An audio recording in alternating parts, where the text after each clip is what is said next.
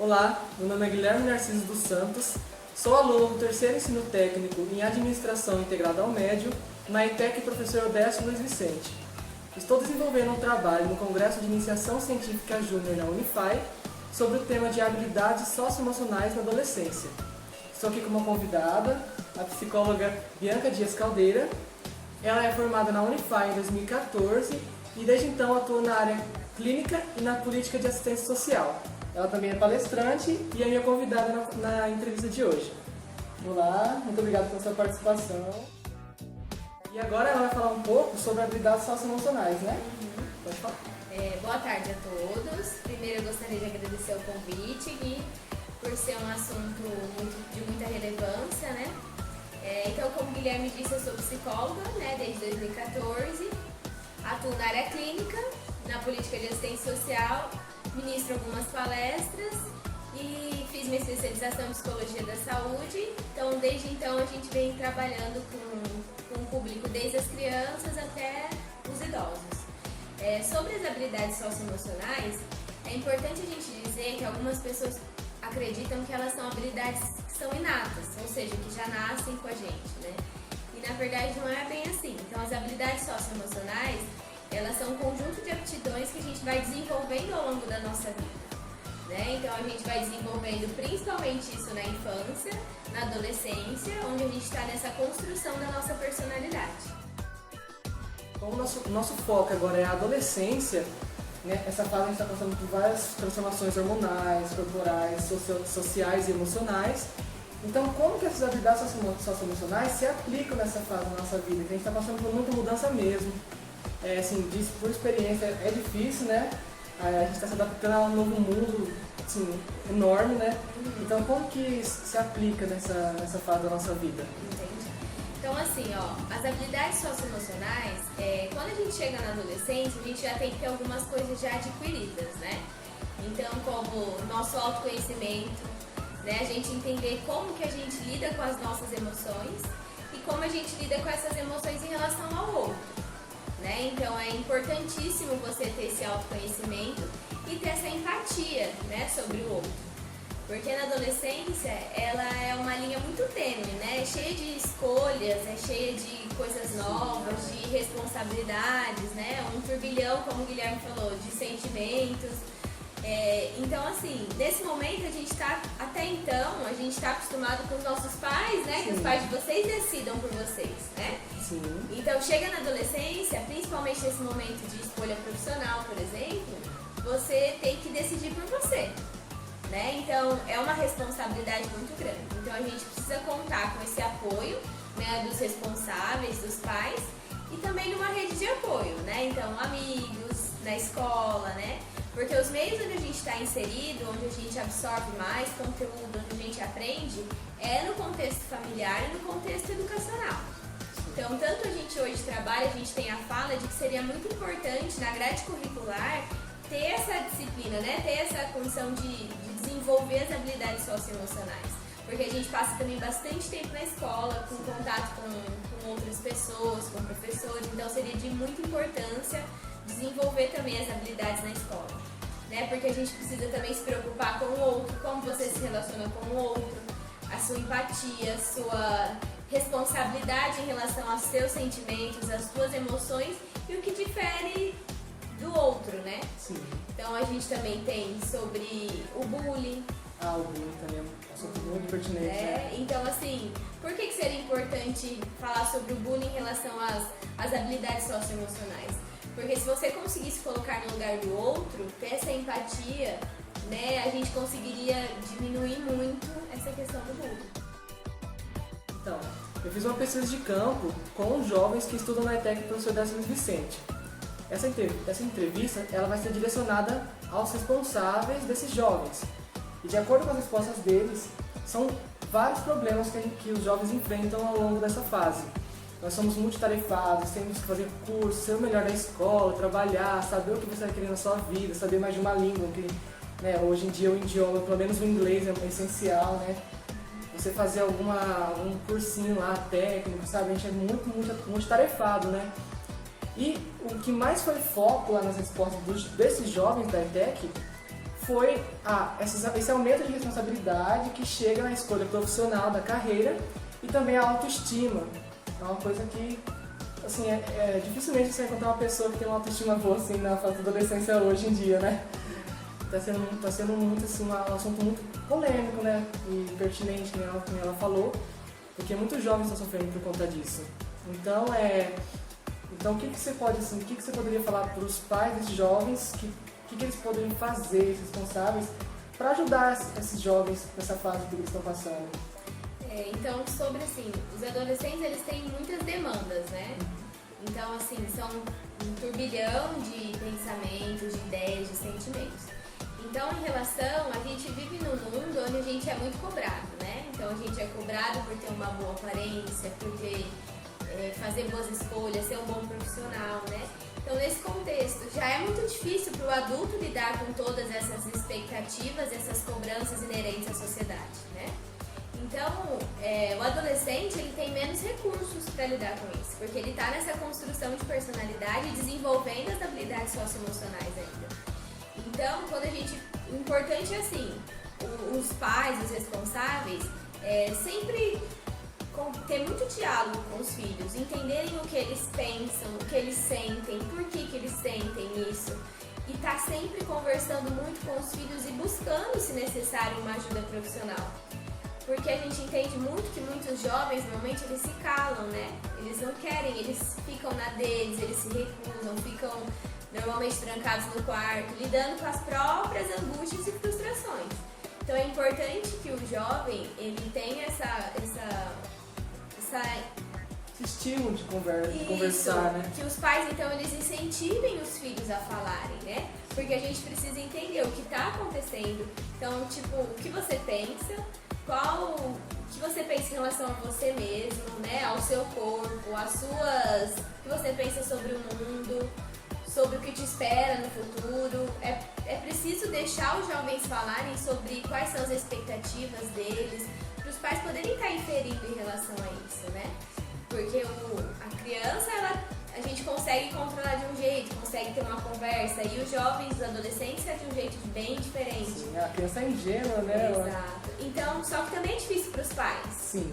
Porque os pais, muitas vezes, eles se veem na adolescência deles, sim, né? Então, vem junto... Essa base, né, para poder educar os próprios filhos, isso, né? Isso, então vem essa transferência dos pais também, muitas vezes, lembrando da sua época de adolescência, né? Porque os tempos são muito diferentes. Então a gente escuta muito isso, o responsável falando, né? Tipo, mas na minha época não era assim, né? Foi feito comigo de um jeito e deu certo, né? Mas lembrando que cada um tem sua singularidade, né? Então, foi feito com você de um jeito, mas talvez com seu filho seja feito de outra maneira. Essa maneira não seja mais assertiva, porque a personalidade dele é diferente da sua, né? Então, é importante olhar para a singularidade de cada um.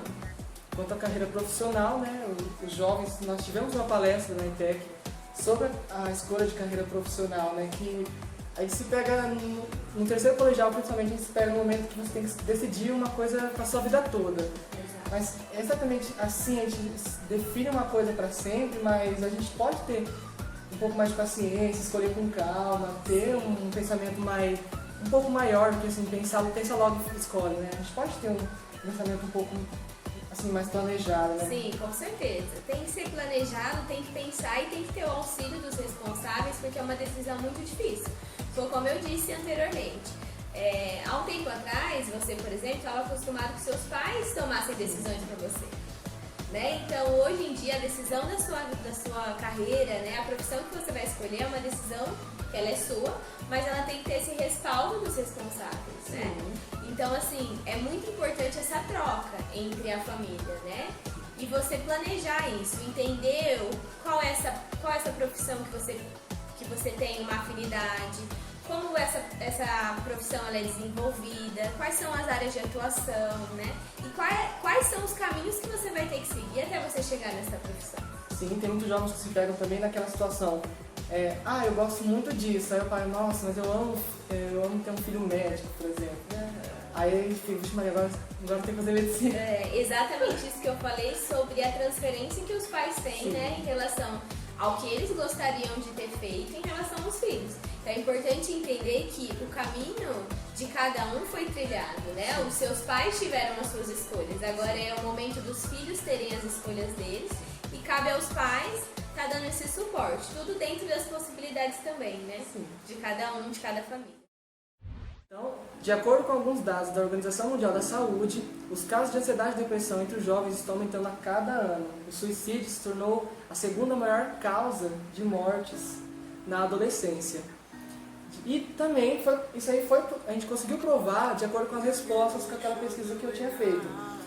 Nas respostas, muitos jovens assinalaram que têm ou já tiveram ansiedade. Uma parte bem expressiva também respondeu que teve depressão. Teve gente que colocou que tentou ou pensa em cometer suicídio, né? Então, de acordo com a sua experiência profissional, o que você teria a dizer sobre isso? E como os pais responsáveis desses jovens, o que eles podem fazer para esses jovens que estão propensos a ter ansiedade, depressão ou a cometer o suicídio, né? É um tema polêmico, mas a gente tem que quebrar o tabu e comentar, né? É assim, Guilherme, esse é um tema muito complexo, né? Ainda mais quando envolve suicídio e pensamento suicida, né? Então é preciso ter muito cuidado com essa fala, né? Porque hoje a gente tem muito essa bandeira de precisamos falar sobre suicídio, mas a gente precisa falar sobre suicídio com pessoas capacitadas, né? E que tenham certo, que vão, porque o suicídio ele desperta muitas coisas, né? Falar sobre suicídio desperta muitas coisas. Então é preciso muito cuidado, muita cautela ao se falar sobre isso, né? Então falando sobre a ansiedade. A ansiedade é um sentimento que acompanha a gente desde a nossa infância até o fim da nossa vida, né? Só que a gente tem a ansiedade, pra gente falar, tem uma ansiedade boa, tipo as vésperas de uma viagem, né? Perto de alguma coisa boa que tá pra acontecer, uma mudança de emprego, coisas assim. Só que a gente também tem a ansiedade que é patológica, né? A ansiedade que te faz mal. E a ansiedade, ela faz o quê? Você pensar excessivamente no teu futuro, né? Pensar coisas que estão por vir, coisas que ainda não aconteceram, né? Então a gente sofre por isso, e ainda mais os adolescentes, que já estão com esse divisor de águas, né? Porque a vida sai parte da infância e já vai cair na vida adulta, né? Então é basicamente um divisor de águas e com certeza tem muita ansiedade envolvida nesse processo. Então o que é orientado aos pais? Os pais é preciso ter muita atenção nos seus filhos, né? Perceber os comportamentos que eles têm.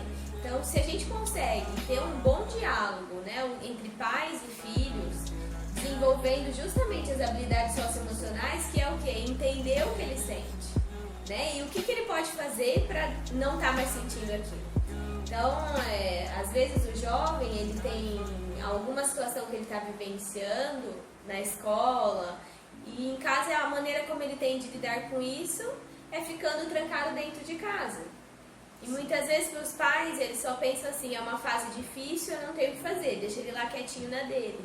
Então isso a gente precisa estar modificando. O jovem ele precisa ter o espaço dele, mas é preciso ter esse diálogo, ter essa conversa, ter alguém para o adolescente poder falar o que está sentindo, né, o que está pensando. E os pais precisam estar muito atentos a esses sinais, né? Sinais de isolamento, de falas, né? De ideação suicida, de autolesionamento, né? Quando o jovem às vezes se automutila. Então a gente precisa estar muito atento sobre isso e procurar a ajuda de um profissional, né? O mais rápido possível em relação a isso, porque é muito complexo, é muito delicado e precisa de muita atenção. Sim, a gente também se pega em situação em que o jovem ele fica acanhado em falar isso para os pais, né? Ele fala assim, se eu falar, será que ele vai ficar assim, com raiva de mim, né? Sabe? É um pensamento, é um pré-pensamento, às vezes nem vai acontecer isso, mas a gente tem essa preocupação, né? E também tem aquele caso de você falar que tem esse transtorno, alguma coisa de ansiedade, depressão, e um responsável chegar e falar, mas é frescura, né? Que acaba até piorando, né? E aí entra a parte que você estava falando, né? De a gente, né, ter que conversar isso de maneira delicada esse assunto, né? A gente tem que ter preocupação, combinar o momento certo, filho, vamos sentar, o que você sente, Mas é importante que isso seja desenvolvido desde a infância.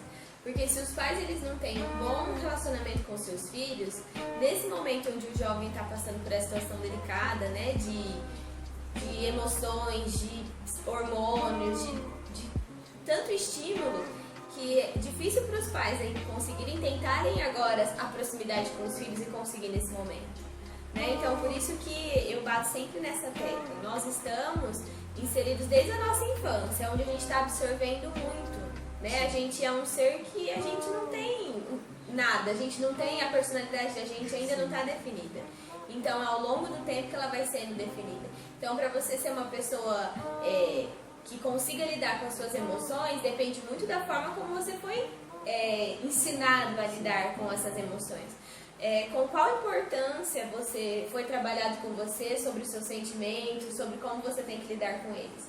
Se você foi ensinado que você não pode chorar, que você não pode sentir raiva, que você não pode reclamar, então como que você vai ter abertura com seus pais ou com outras pessoas para poder falar sobre isso? Sim. Então é importante que se fale desde a infância, né? Fale o que sinta e o que a gente vai fazer em relação a esse sentimento que você está sentindo. A próxima questão que a gente colocou no formulário foi esta, que a gente perguntou com quem que esses jovens falam, com quem eles mais comentam. Como de senso comum, eu já imaginava, mas a maioria respondeu amigos. Teve uma grande parte que respondeu os pais, mas também teve uma parte que escreveu que não conversa com ninguém, que assim, não fala com ninguém mesmo. Teve bem poucos que falaram sobre profissionais, né? Foram 130 respostas. E aí teve bem poucos, acho que nem 30, sabe, que conversou com os profissionais, que conversa com um profissional. Então, por mais que você já tenha falado, vale ressaltar a importância de conversar, né, sobre esses assuntos. E também qual que é o papel do psicólogo, né, mais uma vez, qual que é o papel do psicólogo, como que ele é importante também para os jovens, né, além dos pais e dos amigos. Então, assim, primeiro, desde como eu tenho batido nessa tecla, os pais precisam estar muito próximos aos seus filhos, né? Então, quando eu falo aos pais, a gente também se remete aos cuidadores, né? Porque às vezes não é os pais que cuidam, às vezes é os avós, tios, enfim, né? Os familiares, alguém que esteja cuidando. E também é necessário uma rede de apoio, né? Então, o que seria essa rede de apoio? Seriam os amigos, seria um vizinho, seria às vezes os professores, algum professor que tem afinidade. Então, é importante isso. Bom, então, é importante essa rede de apoio, né? E esse olhar perspicaz, esse olhar sensível para o adolescente, entender muitas vezes quando ele precisa de ajuda. Porque os pais, né, no seu anseio, né, na sua ânsia de querer ajudar muitas vezes, acaba que não sabe lidar com aquela situação do adolescente. Porque, como eu disse, às vezes o que o adolescente está trazendo vem muitas vezes com que às vezes os pais também vivenciaram. Então, às vezes eles também têm dificuldade de lidar com isso. Então, é muito importante que os pais, os responsáveis, procurem um psicólogo, né?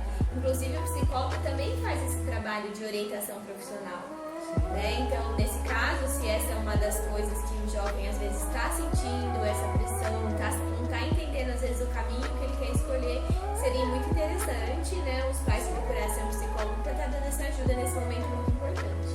Outra coisa é resiliência, né? Você conseguir passar por momentos difíceis. Eu estava conversando com uma professora um dia e ela falou que parece que nessa geração a gente acabou, os pais, não generalizando, mas criou uma bolha para proteger os filhos que acaba privando eles de muitas coisas, né? Às vezes a falta de liberdade faz o filho querer, sim, fazer coisas que não podem, proibidas, entre aspas, né? Uhum. E aí a gente também estava comentando que a gente trabalha isso na escola, mas de uma maneira muito vaga, né? Tipo, a gente trabalha, coloca num trabalho de escola, faz um cartaz, faz uma pesquisa, né? E acaba que você pega mais ansiedade em querer fazer esses trabalhos, né? Mas é importante, como você falou, conversar, se abrir, né? Mas uma momento mais delicado, né? Combinar um dia para conversar. E como você falou, o papel do psicólogo é muito importante. E assim, a gente não pode associar a ida a um psicólogo como se fosse uma loucura, né? Jamais. Jamais. O psicólogo ajuda, quem ela falou, orientar, você vai passar por esses momentos de forma mais orientada, né? Você vai ter menos dificuldades, né? É por mais assim, hoje em dia, por mais que a gente tenha evoluído e caminhado bastante, ainda existe um tabu, né? De procurar um psicólogo, procurar ajuda psicológica e ajuda psiquiátrica, né? Mas a gente precisa pensar que a gente precisa cuidar da nossa saúde mental. Da mesma forma como a gente vai a outros médicos, né, a outros especialistas, a gente cuida da saúde do nosso corpo. Então, por que não cuidar da saúde da nossa mente, né? E mente e corpo, eles estão interligados.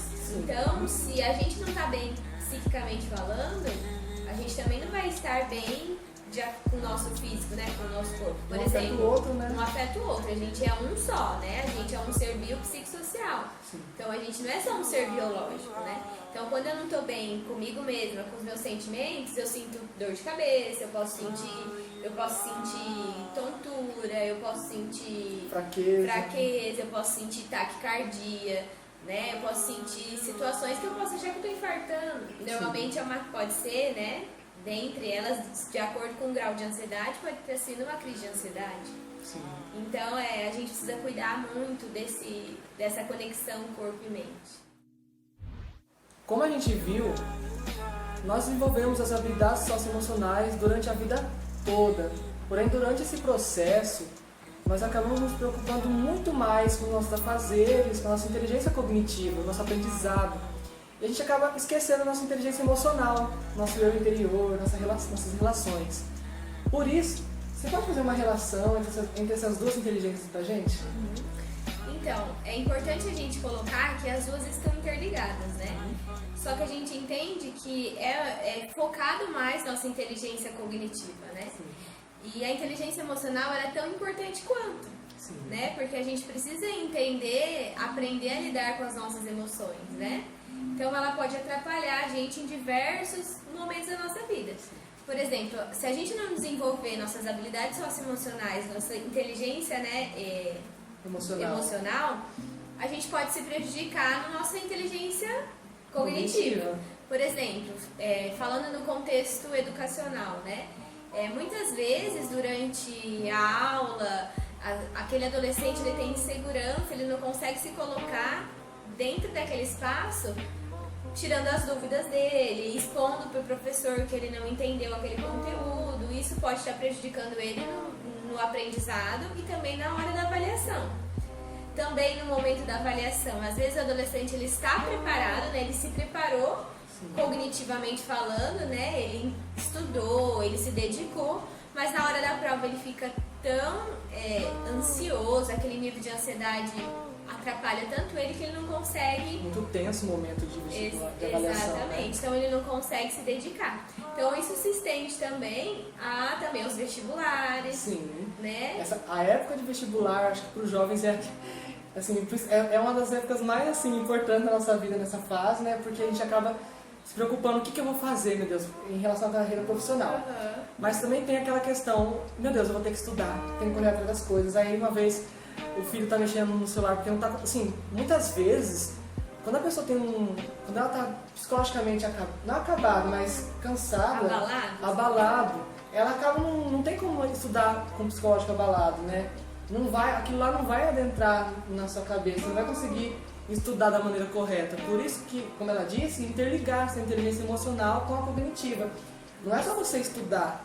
Se você não tiver o autoconhecimento, saber o seu limite, você ter essa responsabilidade, estudar e estar não de bem com a vida, mas sabe, se controlar, se equilibrar e ter esse apoio, essa conversa, o diálogo é muito importante também, né? É importante que o jovem, o adolescente nessa fase também de pré-vestibular, né, ele se autoconheça, né, por isso que vem desenvolvendo isso ao longo da infância, adolescência, para ele entender até onde ele vai. Em relação aos estudos, você fazer uma rotina de estudos, né?